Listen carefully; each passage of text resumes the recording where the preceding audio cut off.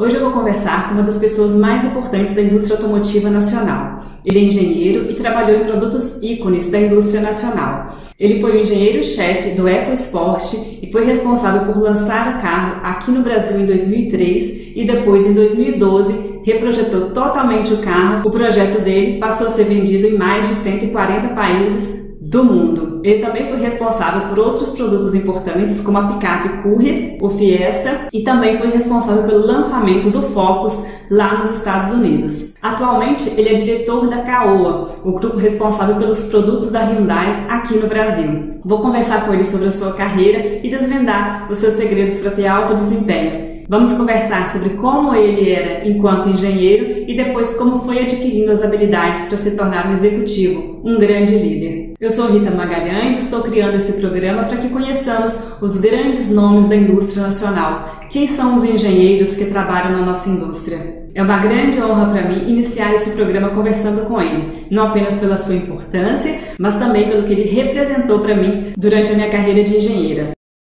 Márcio Afonso, muito obrigada por fazer parte desse programa de entrevistas. Uma honra ter você aqui comigo. Obrigado, Rita. É um prazer também poder estar retomando esse contato, a gente poder trabalhar um bom período aí juntos, e acho que vai ser uma oportunidade muito legal de poder compartilhar algumas experiências, algumas coisas assim da minha vida profissional, né?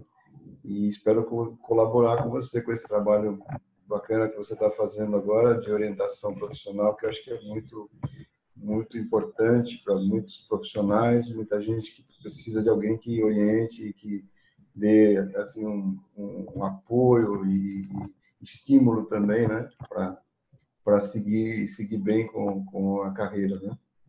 Muito obrigada, Márcio. Vamos começar contando, então, um pouco do Márcio lá no início da sua carreira, quando você era engenheiro ainda, né? Antes de você ser executivo. Como que era o Márcio nessa época? Conta pra gente dos seus sonhos, das suas ambições. Fala um pouquinho pra gente de você. Assim, engenharia para mim foi um grande sonho, né? Eu tive a felicidade de começar na Ford, na verdade, comecei estagiário na Ford, na área de manufatura. Uhum. E a Ford, naquela época, e ela sempre foi também uma grande escola, né? A Ford é uma grande escola em vários setores. E eu fiquei fascinado, porque eu não era graduado ainda, era terceiranista ainda da faculdade, e consegui um estágio na área de manufatura, na área de manufatura de motores, enfim, uma área muito assim, muito legal para se aprender, para desenvolver conhecimentos. Eu tive a felicidade de começar aí.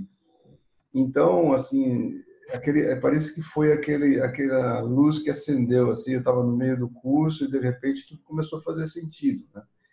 Por que você tem que saber fazer cálculo, o que você pode fazer com os conhecimentos, e também peguei uma geração de profissionais muito bons.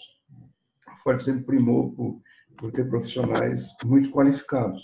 Uhum. Então, eu procurei ser tipo uma esponjinha, assim, eu grudava nas pessoas, eu procurava cada hora que eu tinha disponível, que eu tinha que estudar e fazer estágio, né? Então era uma loucura. Mas eu gostava tanto que antes mesmo de me graduar e formar como engenheiro, a Ford me contratou. E era uma loucura, porque assim, tempo escasso, já era escasso como estagiário, imagina como efetivo, tendo que terminar a faculdade, tudo. E eles sempre foram muito flexíveis, eles deram oportunidade de estudar, né? A prioridade era estudar e trabalhar na companhia. Mas eu me formei, foram os 2 anos melhores que eu tive na faculdade. Eu não vou dizer que eu fui um aluno brilhante, mas eu tinha essa vida dura, né? Não tinha tempo para nada, era estudar, trabalhar. Então, passei na faculdade, mas na área do trabalho, nossa, eu dedicava a tudo. E como engenheiro, você fez a pergunta como engenheiro, então eu sempre fui muito curioso, sempre gostei de fazer as coisas e aprender, até chegar no nível que eu sentia que eu estava forte, sabe? Aquela coisa de falar, eu sei desse assunto, né? Sempre foi assim. Não importava se me dessem para fazer um cálculo de um parafuso ou de fazer um projeto mais complexo, eu sempre gostava de aprender para fazer bem feito. E aí foi passando, a gente foi trabalhando numa equipe maior, né? Comecei trabalhando numa equipe maior, dentro de manufatura, e foi curioso porque eu não tinha formação em fundição, trabalhava com usinagem, processos industriais, mas nada de fundição. Aí o gerente fala para mim assim, você não quer trabalhar em fundição? Eu digo, eu não conheço nada de fundição. Mas a gente percebeu que você aprende. Se a gente colocar lá na fundição, você vai aprender. E foi assim a primeira lição para mim mesmo de que eu conseguia realmente aprender as coisas. Então, eu fui trabalhar em Taubaté, trabalhei em Osasco e fui me aproximando das pessoas, pegando livros, né? Era sempre uma combinação de procurar uma pessoa que tinha bastante conhecimento, que queria orientar, tinha vontade de orientar, e estudar. E acabei aprendendo bastante coisa de fundição. Foi um negócio assim muito louco, mas foi a primeira coisa que me acendeu na cabeça, dizendo, poxa, sou capaz de aprender. A escola não me ensinou, mas a empresa me ensinou. Aí fui para produto. Em produto eu comecei a fazer desenvolvimento de componentes. Trabalhava com transmissões. Logo de cara, a gente estava lançando a primeira transmissão de 5 velocidades na Ford. E então foi um desafio bacana, porque tinha que calcular, tinha que projetar, e naquela época tinha que calcular mesmo, era tudo na base do cálculo com pouco recurso, com calculadoras limitadas. Né? Aí me deram o desafio para calcular sincronizadores. E era um projeto que a Ford tinha licenciado da Renault, um projeto totalmente diferente do standard da indústria. Né? E lá vai o Márcio para a biblioteca e pega livro e tal, e vai para o laboratório, começa a desenvolver método para calcular o negócio. E levei um tempo, levei puxão de orelha, porque estava demorando muito, porque como assim, você não fez ainda, e quando que você vai terminar esse negócio? E eu falando, não estou pronto, eu tenho que entender mais, eu tenho que fazer mais. E aí consegui fazer o projeto do sincronizador. E aí colocamos em prática, deu certo, então foi outro passo, assim, outra vitória. Eu falei, poxa, tá vendo? A gente consegue fazer. E era um ambiente muito competitivo, os engenheiros, tem vários engenheiros, alguns colegas que você conheceu, Otávio De Luca, outros que você talvez não teve oportunidade de conhecer, mas era uma equipe muito qualificada. Então, naquela época, eu já percebi que você tinha que ter conhecimento para sobreviver. Você competia pelo conhecimento. Né? Então, naquela época já ficou forte essa questão de gostar do que faz, porque era duro, e você competia em conhecimento com as outras pessoas. Né? No bom sentido, né? Um conhecimento saudável, a gente aprende com os outros e tal. Então, como engenheiro, assim, comecei fazendo componentes, fui projeto de sincronizadores, depois foi sistemas de lubrificação, estruturas de transmissões, depois foi para motores. Em motores a gente desenvolveu um trabalho muito bonito, que até virou parte de uma especificação mais tarde de sistemas de brunimento de motores. A gente acabou desenvolvendo em Taubaté, virou standard global depois. E, assim, sempre procurando aprender para chegar no nível de conhecimento profundo, que eu podia dizer, eu sei o que eu estou falando. Se qualquer pessoa, assim, no grupo, ou mesmo no exterior, que queira discutir, estou pronto.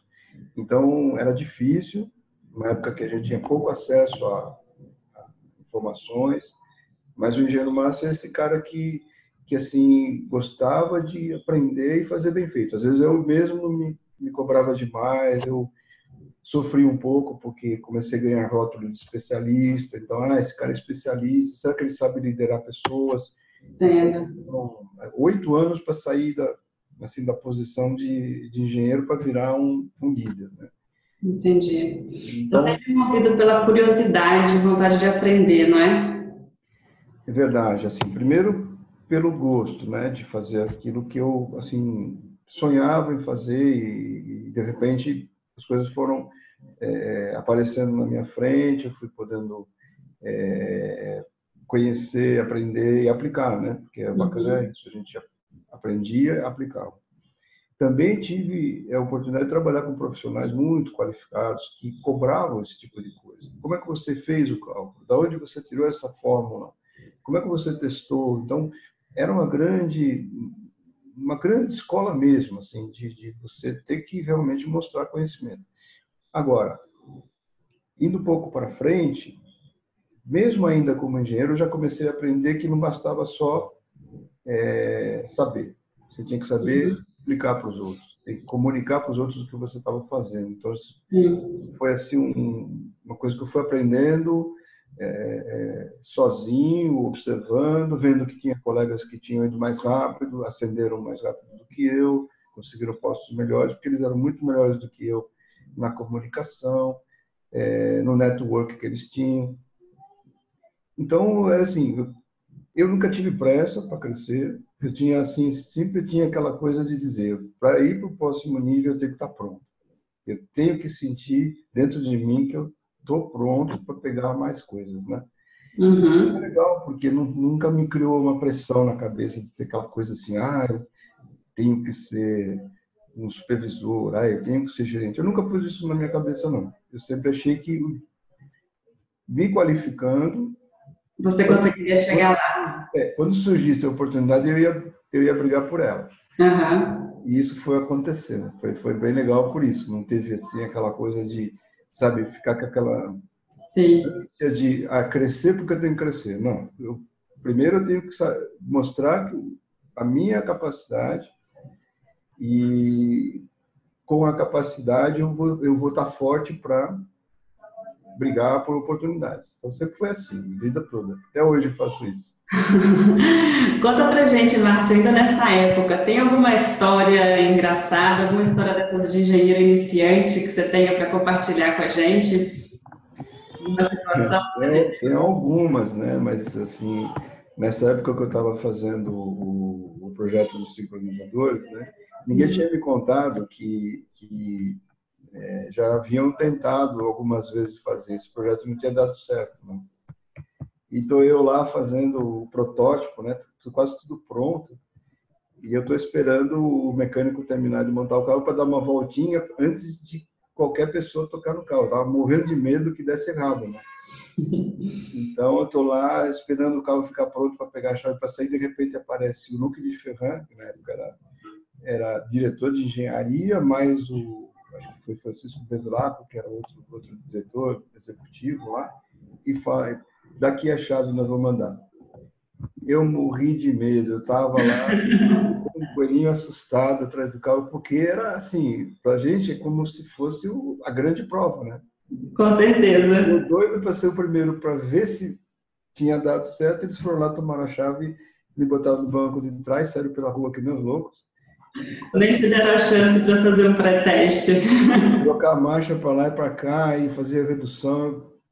Olha, eu sei que eu passei o sufoco com isso. Mas, infelizmente, deu certo. Assim, fico feliz porque acabou dando certo, acabou ganhando confiança deles, né?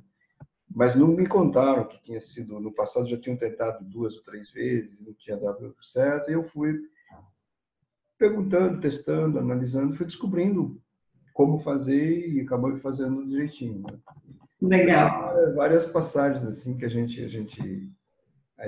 tem, né, na profissão, você vai lembrando com o tempo, mas essa foi uma muito Legal. Márcio, na minha experiência, no meu crescimento profissional, uma das coisas que... Teve um projeto que eu participei que me marcou muito. Era um projeto interno da empresa, era o desenvolvimento do plano de negócios, né, do business plan do commodity que eu trabalhava, da peça que eu trabalhava. Sim. Eu era engenheira júnior ainda na época, estava bem começando, né, descobrindo as coisas. E, apesar de não ter sido um projeto que tenha tido uma grande exposição externa, ele era muito importante dentro, né, da empresa.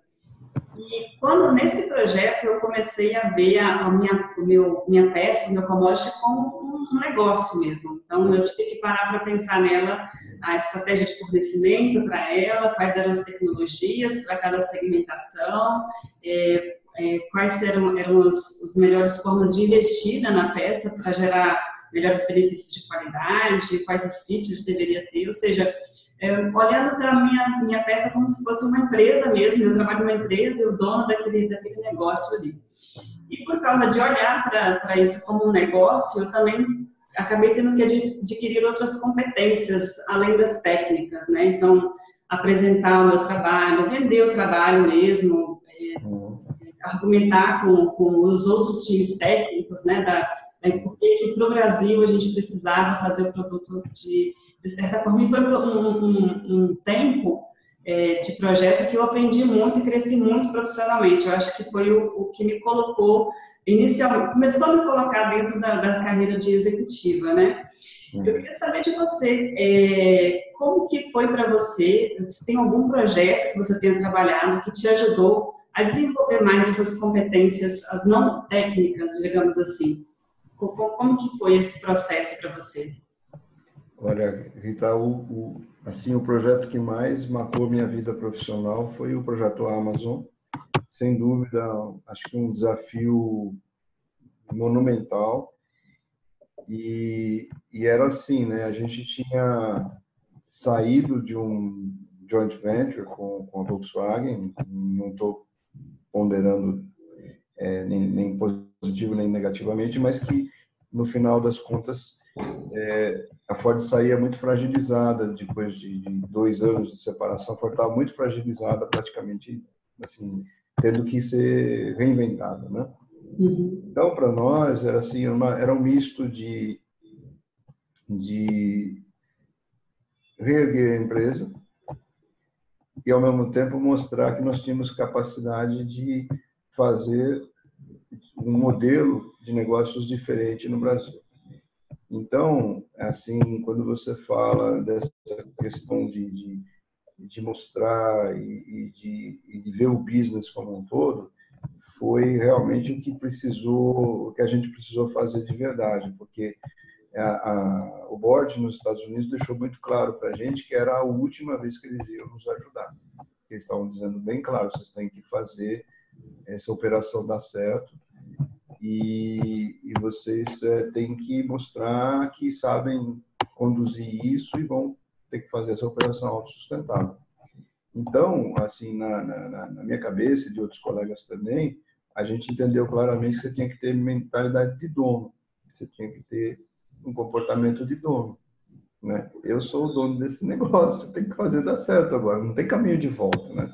Tem prazo, tem custo, tem que ser sustentável, tem que pagar todos os investimentos em tantos anos. Então, foi assim um grande desafio, foi um negócio espetacular e, ao mesmo tempo, foi transformador, sabe? Quando você sente que você está no meio de uma transformação da empresa e uma transformação como pessoa, como profissional, porque a gente teve que fazer coisas assim que hoje eu fico pensando foram muito arrojadas, né?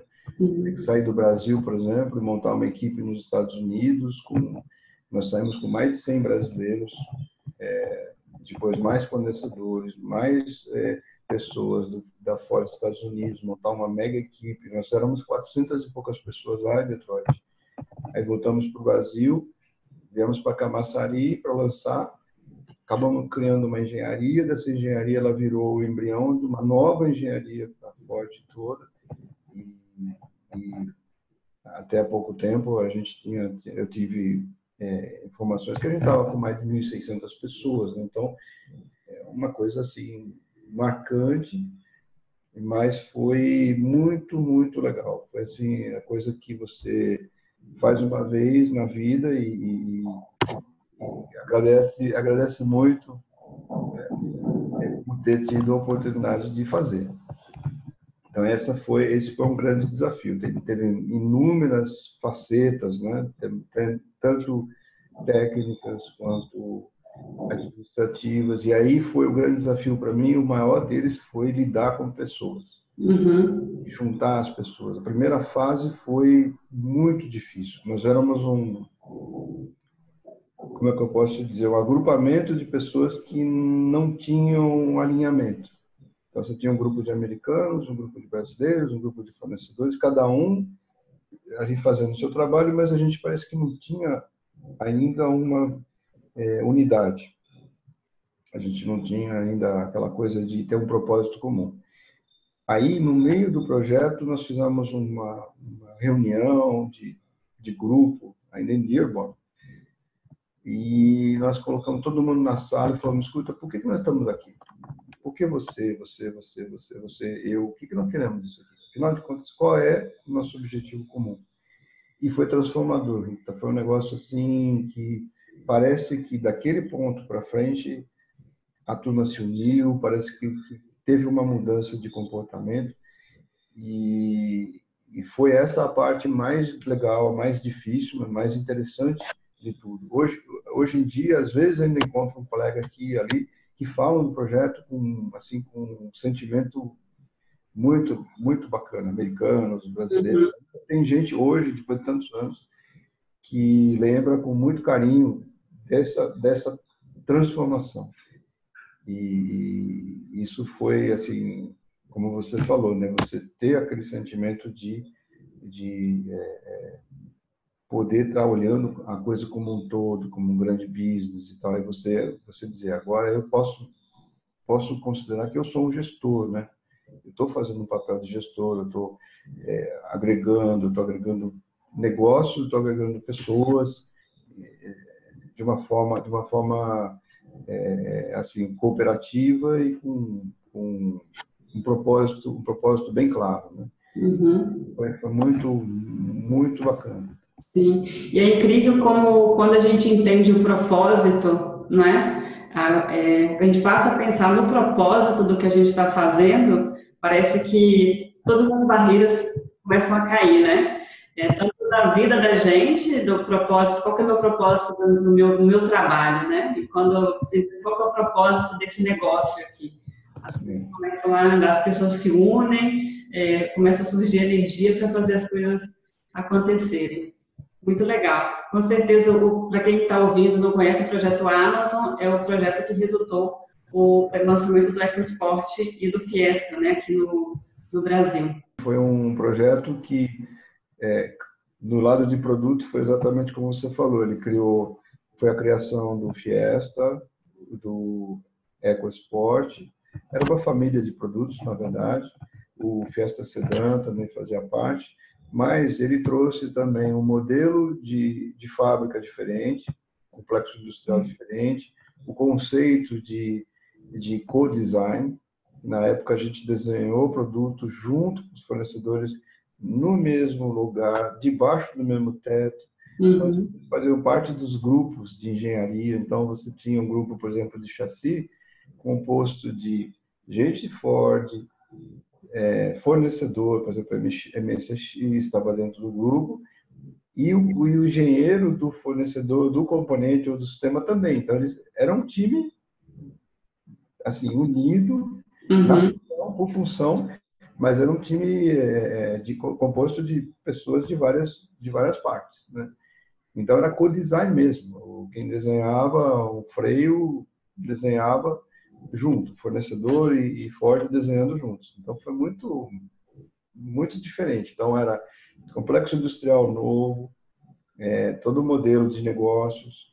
O modelo de ter fornecedores dentro da planta, né, que é totalmente inovador também. Tudo isso. Gente nova, num lugar novo, que não tinha toda a tradição. Hoje já tem, né, bastante gente qualificada, muita gente que cresceu muito, né, nessa área aí com a fábrica em Camaçari, mas na época não tinha. Era treinar, levar o pessoal para o Senai, dar curso, treinar e começar a formar uma nova geração de profissionais, né?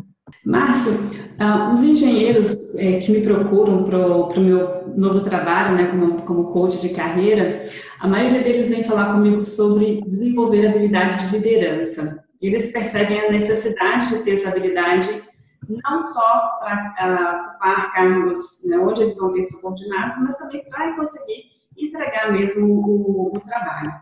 E essa habilidade, ela envolve diversas outras subhabilidades, vamos dizer assim.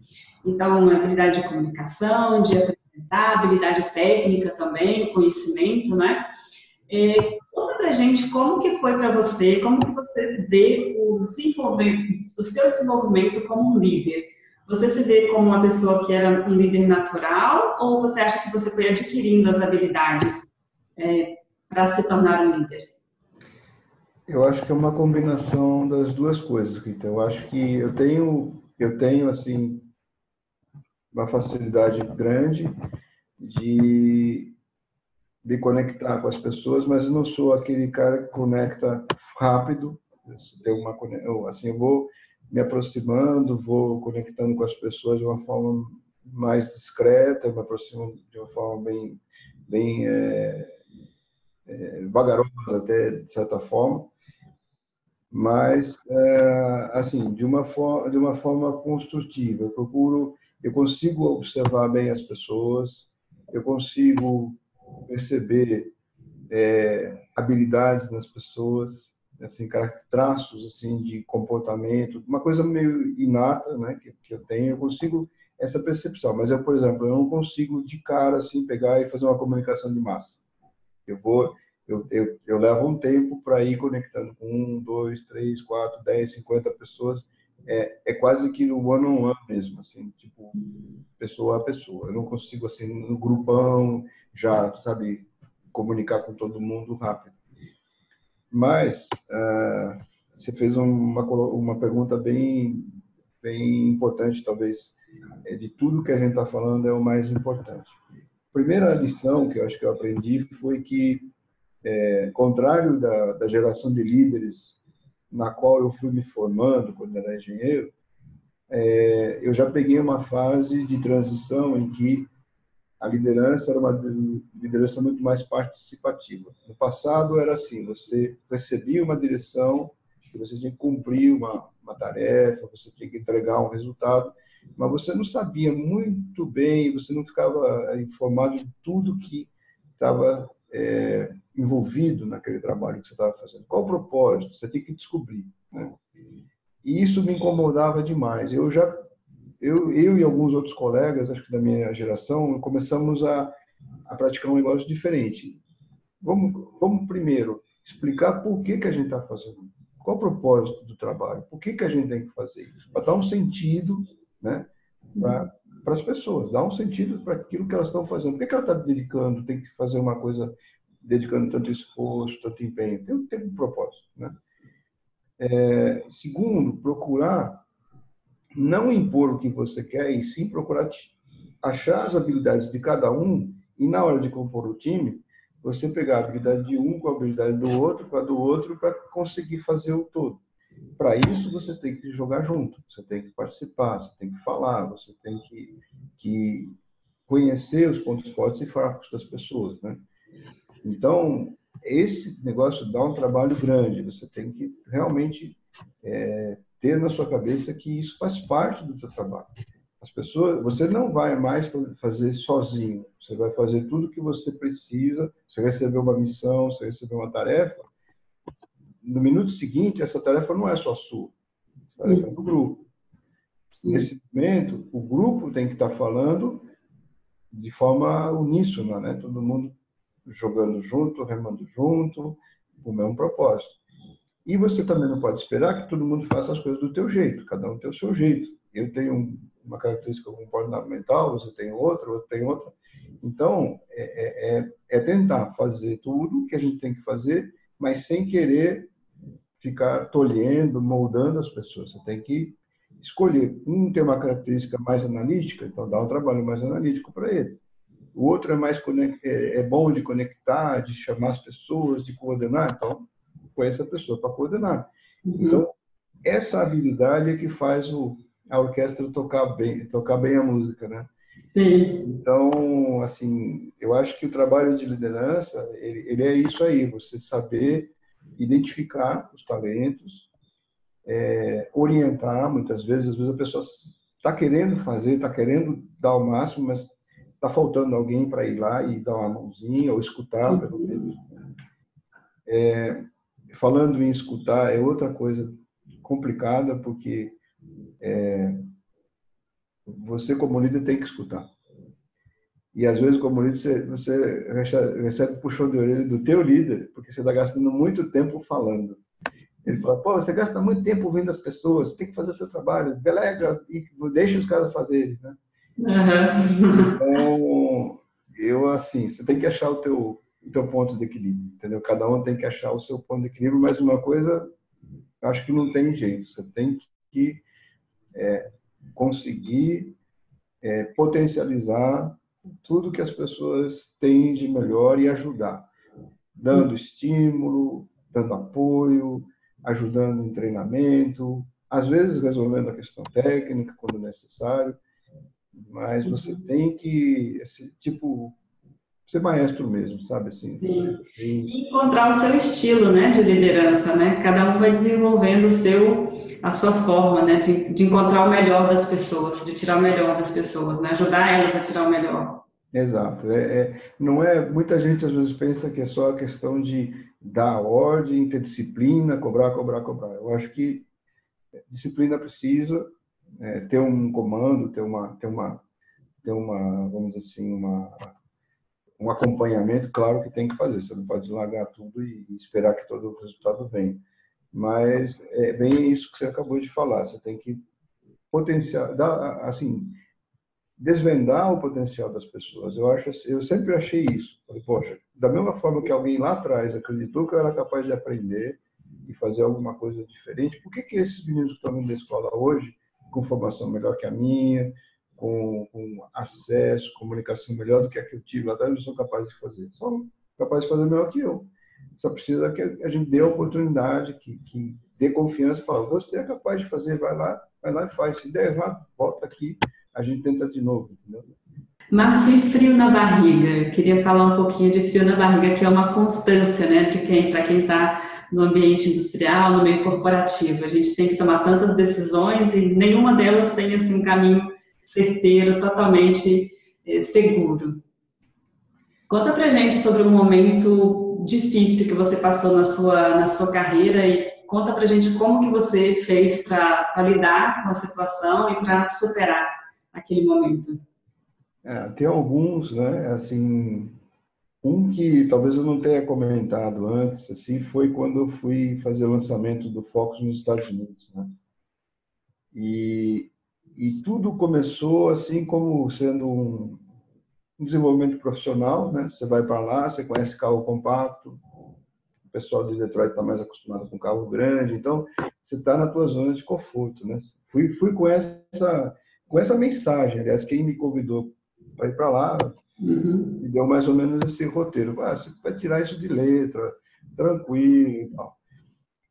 E por várias circunstâncias, eu cheguei lá na época que a crise econômica estava assim aparecendo, ela estava já se configurando e de repente a indústria começou a mudar rapidamente de carro grande para carro pequeno, carro de baixo consumo e esse projeto que era para ser um projeto, vamos dizer assim, de prioridade relativamente baixa, ele se tornou altíssima prioridade.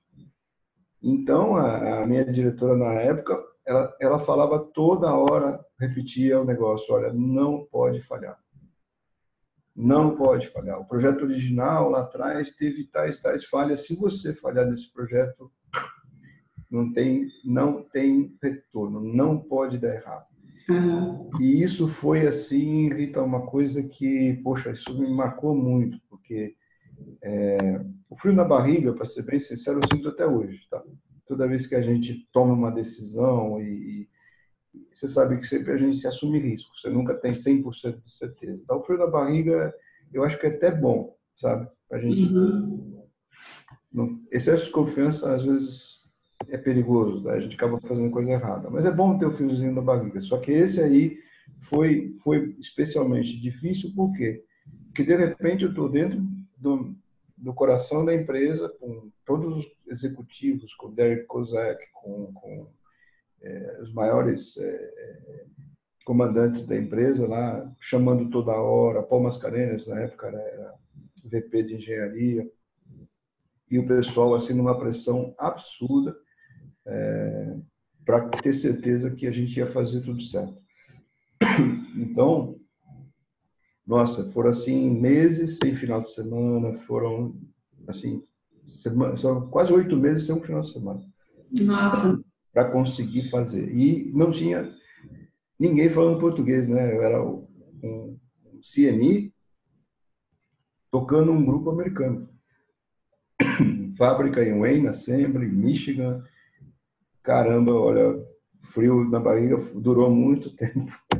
nossa, Márcia, eu lembro quando você foi para os Estados Unidos, mas eu nunca tinha feito essa conexão entre você estar trabalhando no Focus, a crise que aconteceu, né, ter voltado os olhos todo mundo para carro menor, né, Focus para o padrão americano é um carro pequeno, e você lá, né, no meio desse turbilhão, nunca tinha, realmente deve ter sido sufocante. Pro próprio time americano, era assim, no começo foi até curioso, porque quando eu fazia as reuniões, né, primeiras reuniões lá como CNI, né, o pessoal vinha para a reunião, trazia os papeizinhos com as contas, com os custos, né, e eu puxava a conversa técnica, falava, bom, tá bom, do ponto de vista econômico é legal, mas qual o impacto disso tecnicamente? Eles ficavam meio assustados assim, comigo, como assim, você quer discutir tecnicamente? Vai falar com o meu chief engineer. Eu falei, não, falando com você. Ah, mas você não vai aprovar? Não, não vou. Se você não me explicar tecnicamente o que você está fazendo, não vou, porque uma coisa está ligada com a outra. Não é custo ou função, tem que ter as duas coisas, né? Então, isso começou a causar uma confusão lá. E aí, depois, do outro lado da história, eu era subordinado de Kim Pitel. Kim Pitel, acho que hoje ainda está na empresa como vice-presidente da área de ambiental, né? INSI. É uma pessoa extremamente capaz, muito competente, mas muito dura, né? Sabe assim, aquela pessoa durona e tal. E ela falava para mim assim: você não vai durar muito tempo aqui, você é muito gentle, você é muito soft. Eu não sou, é o meu jeito, eu não sei ser mal educado com as pessoas. É, mas eles vão te engolir aqui, eles vão te comer vivo aqui. Fala, aqui, deixa eu fazer o trabalho, você vai ver. Eu posso parecer soft, mas não sou não. Eu muito persistente. Falei para ela, eu sou persistente, eu vou conseguir fazer do meu jeito. Eu posso não ser mal educado, eu posso ter sotaque, eu posso não falar o inglês como você fala, mas eu sei me defender. E Uhum. feito, fui e consegui trazer a turma e o pessoal começou a respeitar e começaram a acompanhar e fazer o que a gente achava que tinha que fazer. E no final o resultado foi muito bom. Nós conseguimos a melhor marca de TGW de todas as fábricas de lá. Nós fizemos 240 mil carros num ano de um modelo só. Foi assim um resultado muito bom, mas o desgaste e o frio na barriga durou muito tempo, que eu até hoje, quando eu lembro assim, dá um falar a Dá verdade. uma ânsia. Porque você fica assim, você vai com uma expectativa que vai ser uma coisa tranquila. E de repente você está na boca, assim, no meio do furacão e com medo, sabe? Você fica com medo, fala, pô, e se eu fracassar? E se eu fizer errado? E se der errado? Sabe? Você começa a vir um monte de coisa na cabeça e você fala, bom, agora não tem retorno, tem que fazer. Sim, agora tô aqui, tenho que ir. Vamos para frente. E confiança também, né, Márcio, no que você já tinha feito até então. Com certeza, eu já cheguei até aqui, se eu estou aqui é porque existe a possibilidade, eu vou fazer a coisa acontecer, né? Assim, Você tem que acreditar nos teus valores, né? Você tem que acreditar na tua resiliência, porque você tem que ser resiliente também, não pode. Às vezes a gente não tem todo. Tem gente muito mais talentosa do que eu, que é capaz de, às vezes, de discernir um problema rápido, de fazer, mas às vezes você compensa isso dando a você mesmo tempo, dando confiança para você mesmo, tendo alguém em casa que dá um agradinho na hora que você mais precisa, que fala tudo bem, essa semana eu entendo, não vamos passear não, você precisa trabalhar, vamos gastar só uma horinha no final do dia para dar uma voltinha para espairecer, papapá. Então, é tudo um conjunto, né? É aquela pessoa que está todo dia do teu lado no trabalho, que te apoia. Eu tive americanos lá que fizeram isso. Eu tinha minha esposa em casa que sempre foi muito companheirona, que me ajudou sempre. Então, isso vai te dando, sabe, aquele equilíbrio, e aí você tem que olhar no espelho e falar, vamos embora, vamos fazer. Já fez outras coisas, vai fazer mais essa, entendeu? Exatamente. Márcia, sobre confiança, eu vejo que as pessoas que confiam em si, elas tendem a receber as melhores oportunidades, conseguir as melhores oportunidades, né, dentro do trabalho. Eu vi muita pessoa nova entrando na empresa e, de repente, começando a se destacar. E uma das características que eu via que era comum entre elas é essa questão de confiar em si.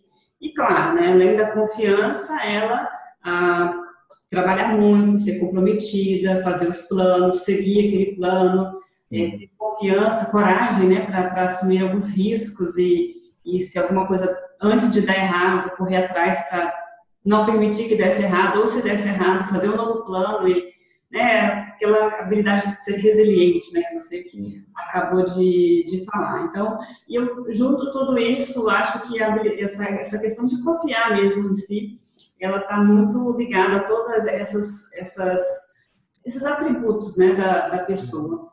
Como que você acha que a pessoa pode desenvolver confiança em si? Você acha que existe uma forma para a pessoa pensar mais nesse assunto e conseguir ser mais confiante? A gente precisa dividir isso talvez em partes, né? Eu acho que na questão da execução, né? Quando você vai executar um trabalho, quanto mais você se prepara, quanto mais você estuda, quanto mais você exercita aquilo que você faz, mais você se sente confiante, né? É natural, acho que é como um grande jogador, é como um grande médico, ele pratica, estuda, ele vai nos simpósios, ele está preparado, ele faz aquilo que ele vai fazer com mais confiança. Então, eu acho que a gente, na profissão que a gente exerce, tem que se esforçar, sim, tem que estudar sempre.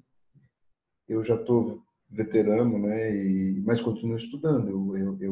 Eu abro sites para pesquisar coisas, assuntos que são pertinentes ao que eu faço até hoje. Então, tem que se manter sempre atualizado e para você poder falar com convicção, né? Quando você fala as coisas, falar de forma assertiva, porque você fala, eu sei o que eu estou falando, eu estudei, eu pesquisei, eu já fiz, né?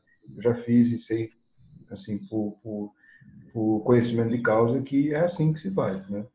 Então, a confiança vem muito de você ser muito bom naquilo que você faz. Eu sempre acreditei nisso, como eu falei lá no comecinho quando era engenheiro, e continuo acreditando nisso.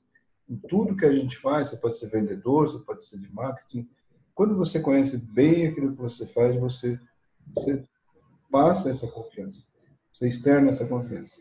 Agora, tem outras coisas que são ou da pessoa, tem pessoas que têm facilidade de se comunicar, que conectam com os outros, que têm um magnetismo pessoal muito bom e elas falam e encantam os outros, né? Às vezes brincando, às vezes puxando pelo lado mais emocional. E tem pessoas também que se preparam, né? Tem técnica também. Então, há técnicas também para quando você não tem essas habilidades naturais, você procurar uma orientação e procurar usar técnicas para fazer a tua comunicação fluir de uma forma mais efetiva. Então, técnicas de apresentação, técnicas até de expressão, né? Isso tudo, eu acho que é um conjunto de coisas. Você precisa avaliar, dependendo do que você faz. Às vezes vale a pena fazer cursos. Eu fiz muitos anos atrás comunicação neurolinguística, que ajuda bastante você começar a entender como que as pessoas estão reagindo àquilo que elas estão recebendo de estímulos, né? A tua fala, como é que está sendo recebida? A pessoa se dirigindo a você, que tom que ela está dando? Ela está te passando uma mensagem positiva, ela está sendo crítica, agressiva? Você vai pescando, esses são sinais, né, que você vai pegando. Então, eu acho que hoje, principalmente hoje que a gente tem que vender, né? A gente tem que vender a nossa imagem, vender o que a gente sabe, vender o conhecimento, né? Eu acho que a gente precisa pensar seriamente em procurar também cursos especializados, né? E ser um grande conhecedor daquilo que você está fazendo. Isso não, acho que não dispensa. Isso aí acho que não Não tem. existe confiança, né, que vá fazer com que você pareça que você sabe de alguma coisa quando você não sabe, né? Se você não sabe, vai ficar evidente. Não tem jeito. E hoje é uma época, assim, nós vivemos uma época hoje que se você fala uma coisa errada, instantaneamente alguém vai, consulta e fala assim, consultei o Google, ó, você falou bobagem, entendeu? Então, não tem jeito. Ou você sabe ou não sabe. Às vezes é melhor, mais prudente dizer não sei, né? Mas na hora que você falar com convicção, falar com firmeza, com certeza do que tá falando. Legal. Márcia, quanto mais a pessoa cresce, né, a gente fica com a impressão de que ela tem mais e mais trabalho. E ela tem as mesmas 24 horas. Conta pra gente como que é a organização do seu dia, como que você começa, se prepara para iniciar uma semana, para a gente ter uma ideia da sua rotina. Isso vem de longe, né? Eu sempre achei que não ia dar conta, né? Porque você começa a ganhar mais coisas para fazer, o escopo que lá atrás, muitos anos atrás, era um componente, dois, virou três, virou 30, 50, 100, né? Eu fui crescendo assim, eu era engenheiro de componente, depois virei engenheiro de conjunto, depois de sistemas, depois de veículo e tal, e a coisa vai crescendo, aí você vai olhar para o lado de business, você vai olhar, hoje o trabalho que eu faço, hoje eu tenho produto e manufatura, né? E uma organização bem pequena, e você fala como que dá conta? Primeiro, planejando bem o trabalho, né? Você precisa começar a semana, começar o dia já com o teu plano de ação bem claro, né? Eu vou fazer tais coisas hoje. Então, minhas metas são realizar tais tarefas. A segunda coisa é você desenvolver pessoas, né? Você tem que ter as pessoas, como a gente falou há pouco, para as quais você consiga distribuir essas ações. E terceiro, é ter uma dose como é que eu posso te falar, de bom senso, para não assumir que fazer mais do que você ou a tua equipe seja capaz de fazer. Porque muitas vezes a gente cai nessa tentação de dizer, mas eu fiz mais, agora eu consigo fazer mais e mais e mais e mais. Chega uma hora que você, você não dá conta e você acaba sacrificando todo o teu time. Então, você tem que também achar onde está o ponto de equilíbrio. Isso eu consigo fazer, a minha equipe consegue fazer dentro da normalidade.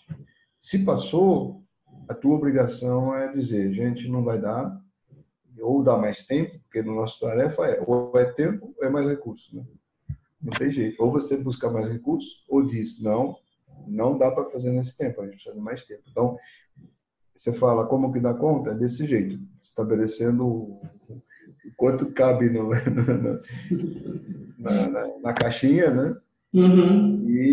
E tentar fazer o que você se propôs a fazer, é colocar 20 bolinhas na caixinha, tá? 20 bolinhas que eu vou colocar, pronto. E o plano hoje é colocar 3, amanhã eu vou colocar mais 2, depois eu vou colocar mais outras 4 e assim vai. Então, é desse jeitinho, né? Não tem muita Não mágica. tem mágica. Mas é uma missão que requer um bocadinho de cuidado, né, administrativo, né? Às vezes a gente despreza e acaba fazendo coisa errada, ou para si próprio, ou para outros, né? Uhum. Quando a gente, assim, quer abraçar mais do que pode, acaba dando errado, a gente prejudica outras pessoas, né? Sim, legal. Eu queria fechar agora com umas perguntinhas ping-pong. Conta pra gente de um livro. E um livro que marcou muito assim profissionalmente foi um livro chamado The Innovator's Dilemma, do Clayton Christensen, professor de Harvard. Então, eu sempre gostei muito dele como escritor e como professor também, assim, um cara, uma visão de vanguarda, sabe? Muitos anos atrás ele já enxergava muita coisa que a gente vive hoje, né? Outro também muito legal chamado Good to Great, do Jim Collins, também outro livro muito legal que fala muito da questão de você fazer uma coisa bem ou fazer uma coisa excelente, né?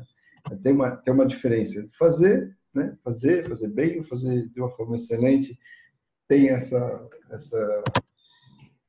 diferença, e ele aborda isso de uma forma muito inteligente, né? Então, eu sempre gostei muito desses dois pensadores, esses dois livros, assim, sempre foram livros que vêm muito na minha cabeça. Fala pra gente de um filme. Um filme que eu acho muito caricato, que eu gosto muito, o Robert De Niro, O Estagiário. Eu acho divertido e assim, talvez no meu estágio de vida, assim, que eu já estou profissional, já veterano, eu achei muito interessante toda a abordagem, toda a coisa que mostra que você enquanto você está motivado, enquanto você tem energia, você pode contribuir, você pode fazer muita coisa, né? Então, eu achei muito legal o enredo, a interpretação, muito bacana, assim, né? Uma coisa que estimula muito e é divertido, né? Então, eu gosto de filmes assim, bem divertidos. E uma frase. Uma frase que essa é de Henry Ford, eu não sei se eu vou te descrever ela exatamente como estava escrito, mas ele falava assim que pensar é uma coisa difícil. Talvez seja por isso que muita gente não gasta tempo com isso, né? Então, não, porque a frase não é exatamente como eu falei, mas ele falava que pensar é duro, né? É difícil. E é talvez por isso que muita gente não pensa, vai fazendo as coisas sem pensar. Engraçado que muitos anos atrás, quando a gente fez aqueles perfis lá de Myers-Briggs e tudo mais, eu tive a oportunidade de fazer eles têm uma versão bem detalhada do Myers-Briggs, né? Uhum. E o meu perfil deu pensador-fazedor, né? Essa combinação de pensador e fazedor, né? E até a analista brincou comigo e falou, pô, você vai sofrer bastante, mas é um perfil muito legal. Eu falei, é muito legal quando a pessoa é capaz de pensar e fazer. Sim. Porque tem muita gente que pensa e depois na hora de fazer, ela não consegue ou precisa de alguém para empurrar, né? E tem Ou outros, demora tanto tempo planejando que ele vai vir perder o bonde já, né? e tem outros que fazem, mas precisa alguém dizer o que fazer, né? Uhum. Então ela falou, você tem uma combinação muito legal. Mas cuidado, porque você acaba tendo que fazer muita coisa. Você ganha muita tarefa com isso, né? Tem hora que alguém te pede para planejar e pensar, e tem hora que alguém te pede para fazer, ou você mesmo vai acabar se dando tarefa. Você vai pensar e vai acabar tendo que fazer também. Então, mas é legal, talvez por isso eu não fiz a conexão antes, estou fazendo agora, dessa da frase do Henry Ford, porque ele tem inúmeras frases, né? Mas essa foi uma que eu sempre fiquei lembrando dela, porque é muito legal. Você tem que pensar, é duro mesmo, né? Mas ajuda demais, né? Com certeza. Márcio, muito legal. Muito obrigada pelo seu tempo, pelo seu tempo aqui comigo. Muito bom compartilhar todo esse conhecimento. Espero que ajude muitas pessoas aí pelo Brasil. Muito obrigada, né, por ser essa inspiração e estar sempre trazendo grandes coisas para a engenharia brasileira, né? Você, com certeza, é uma das pessoas que contribuiu muito para o que a gente tem aqui, tanto de produtos, né, da indústria automotiva. Então, muito obrigada de coração pelo seu tempo aqui. Muito obrigado, eu que agradeço. Fiquei muito alegre, muito feliz de poder ter conversado contigo e muito sucesso. Fico muito também feliz de ver você fazendo esse trabalho. Muita sorte, parabéns.